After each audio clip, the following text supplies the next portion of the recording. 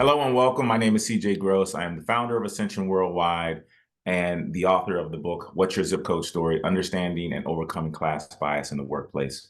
I'm so excited about this conversation that we're going to have with Jen Wilson today about imposter syndrome.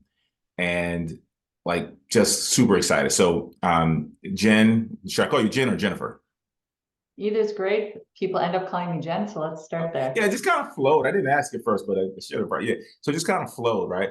So Jen is the founder and principal of New Leaf Coaching and Consulting, and is the author of "Waking Up Your Worth: 10 Touchstones to Overcoming Imposter Syndrome." And so I'm really excited to learn a little bit more about you. But as I was getting prepared for this chat that we're going to have, I looked at an article by Forbes that says 75% of executive women experience imposter syndrome. That's a lot of people. And that's a lot of people who are running organizations, specifically minority groups, one particular minority group. So I think we should just start with you first before we get into the book topic. How did you come to this work? I lived it, I would Mm. say. So the title, Waking Up to Your Worth, is something that I've had to do in my lifetime. So in the book, I use some of my life story of the way I grew up. Wasn't a childhood that instilled that sense of worth in me.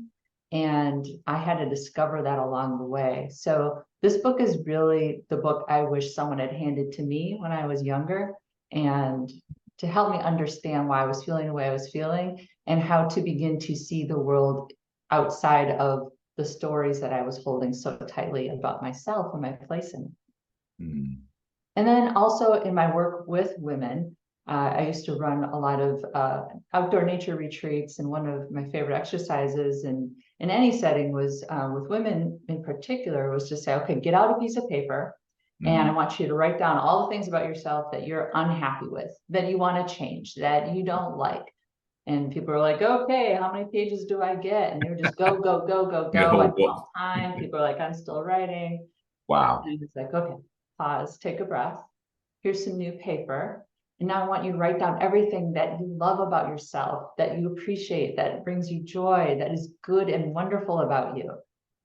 And this heavy silence would fall.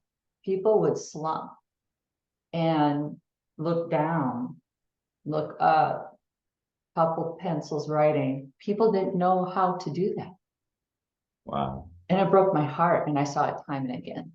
So what would you say the percentage ratio was of women who knew or who felt like there were a lot of things that maybe were challenging about them um, versus the things that they thought were really great about them? I have yet to see anyone write a list where the list of what's wonderful was bigger and longer than the list of what I don't like. Wow. I've yet to see it. Wow.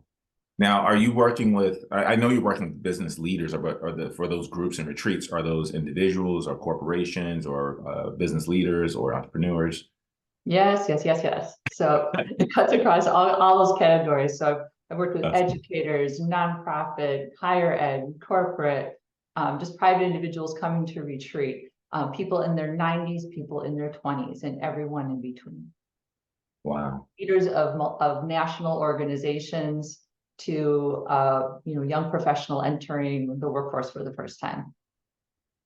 Wow. Now, when I first met you, if I'm not mistaken, we were in Chile.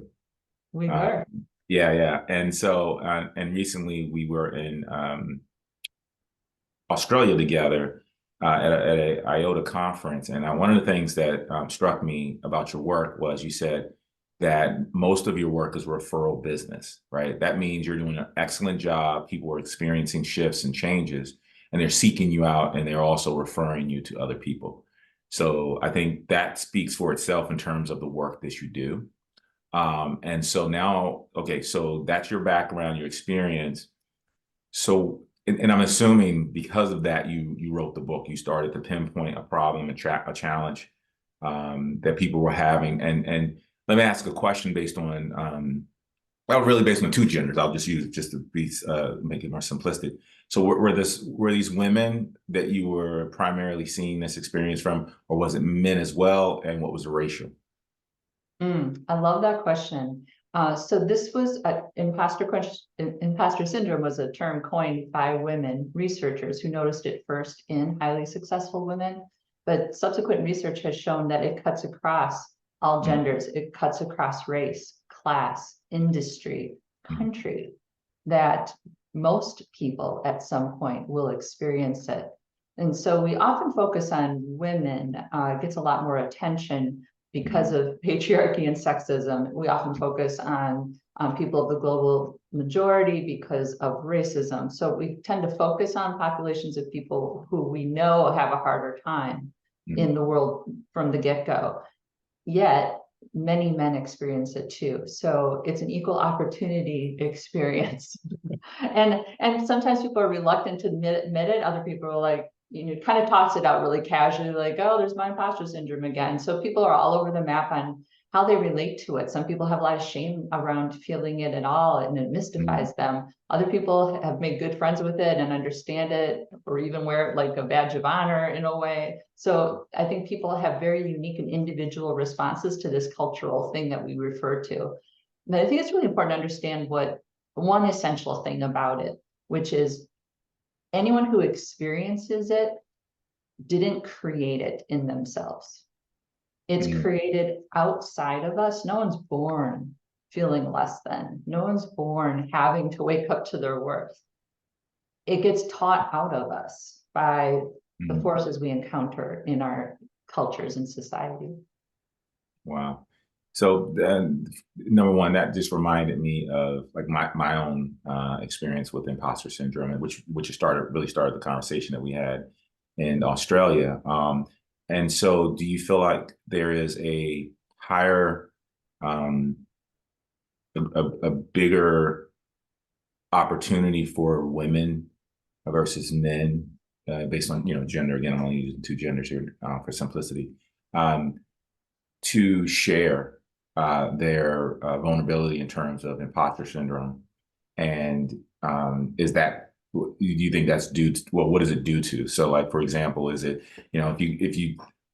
if you talk to a group of 1,000 men versus 1,000 women, are women more likely to say, yes, I experienced this? And are men more likely to say, maybe name it something different, right? It's the same things like, Yeah, oh, do yeah. I have challenges? No, I just focus and I force my way in, or I whatever the terminology is. What are your thoughts?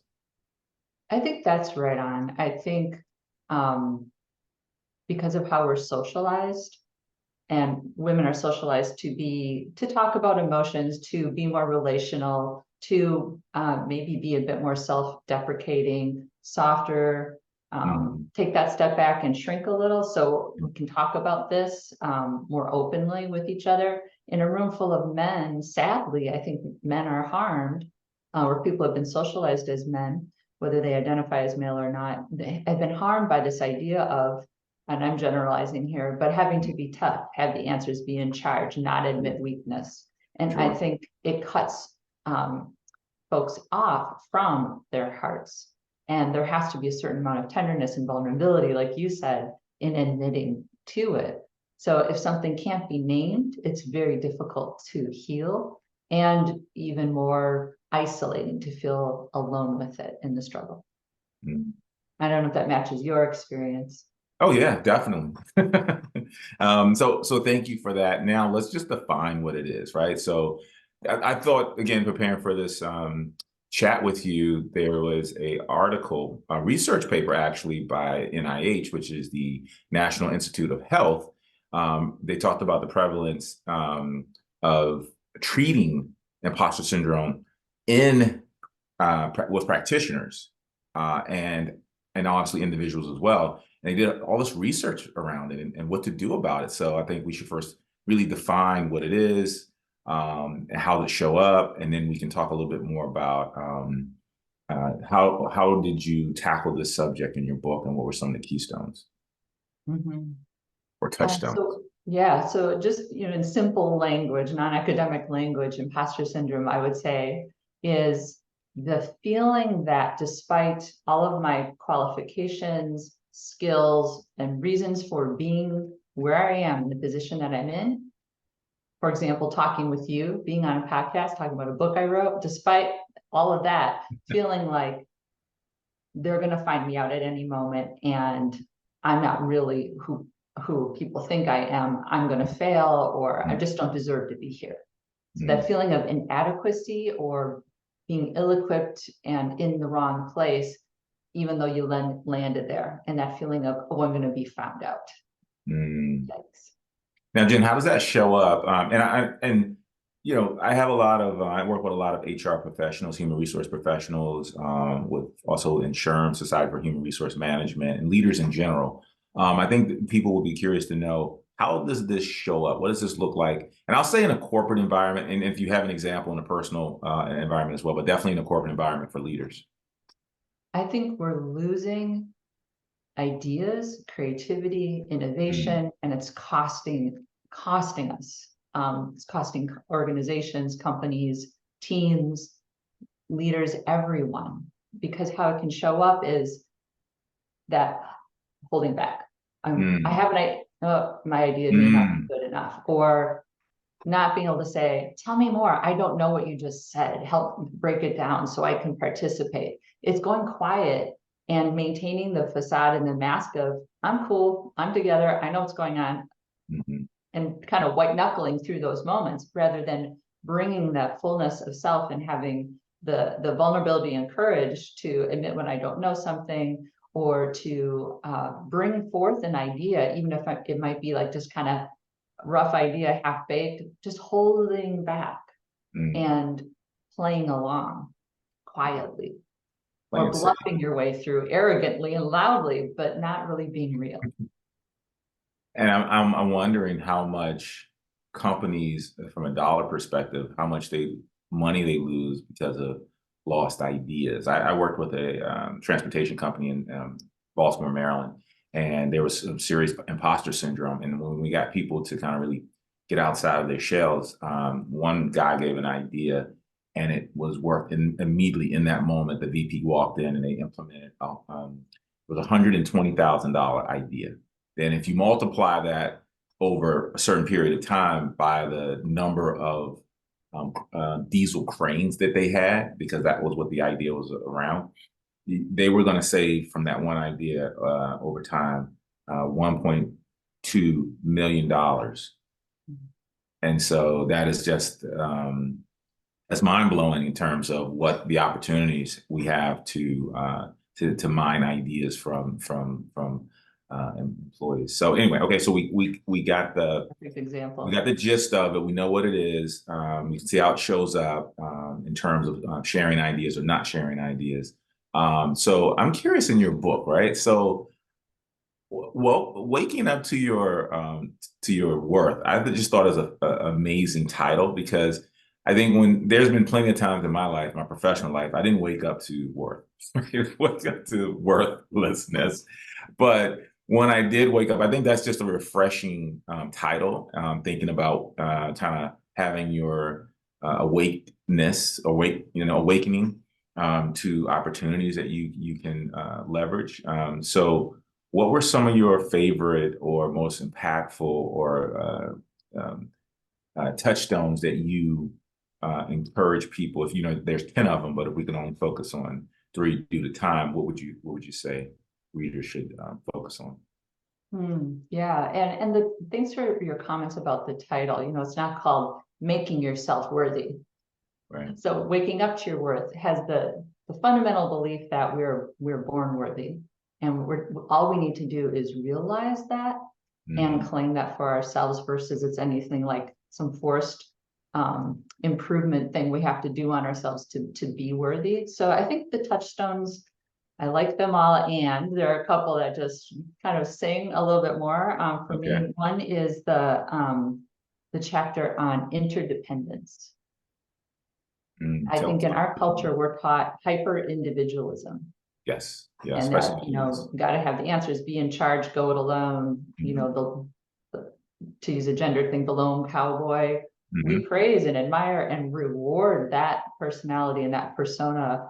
And so the ways of being interdependent, the reality is that none of us can get through this life by ourselves. You didn't come into life by yourself. You needed other people to even be born.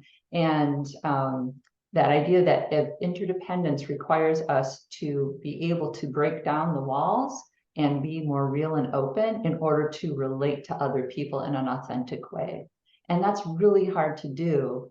When I'm gripped with imposter syndrome, I'm kind of trapped behind this wall of both fear and also the mask I'm putting on to look like I've got my stuff together. And I'm not really in authentic relationship. And also exploring how we come to have these stories about the world and ourselves. We create our own reality, so the stories we tell ourselves are essential to challenge and question. That's part of overcoming imposter syndrome. I talk about the 3 levels of reality, and we may not have time to get into that here, but that chapter where I go into that, I think that's 3 levels of essential and reality. life-changing. Yeah. That sounds so interesting. Can we talk about it for a minute? Let's. Okay. This is a model that changed my life. I learned it from my mentors, Cynthia Jones and Patricia Storm. Okay. And the idea is that there's physical reality. Like right now, I'm talking to you on Zoom. Sure. And this is a rock from Lake Superior. So there's things that we can see and touch, and we can kind of agree on physical reality. But we as humans don't spend a lot of time. Our bodies are in physical reality, but up here, we're so far from physical reality because we live in the 2nd level of reality, which is the realm of story. So there's the psychological reality, the story reality, where something happens and we make up stories about it as quick as lightning. So for example, I'm talking to you and let's say you just like rolled your eyes. Instantly, I'm going to have a story. And it could be one of a million stories. It could be, oh, he thought what I said was dumb, or he's bored, or he can't believe I said that. I'm going to hear about it later. Instant. And then that affects the 3rd level of reality, which is our emotional reality. So if I thought, oh, you don't like what I said, or you thought what I said was stupid, I might immediately have an emotion attached to the story I just told myself of fear, worry. So when we realize that we're telling ourselves stories about things all day long, we can begin to see, am I telling myself empowering stories that support my worth? Or are my stories disempowering and taking away my ability to claim my worth and my place in the world and be confident? Wow. That was a really quick drop in. Powerful. And definitely viewers need to get the book, because I think that the 3 types of reality, I think we're all experiencing it every single day. And the higher you are, or I should say higher, the position you're in a company in terms of title, where you have more responsibilities and you're overseeing more resources, your paycheck may be a little bit more, and that's a heavy weight on someone's shoulders. And so I'm sure there's an experience of those 3 realities probably in every 3 seconds or 30, they're just going through a loop, and how to break that loop. So okay, cool. So anything else that we should know, because I think that was like boom, so powerful.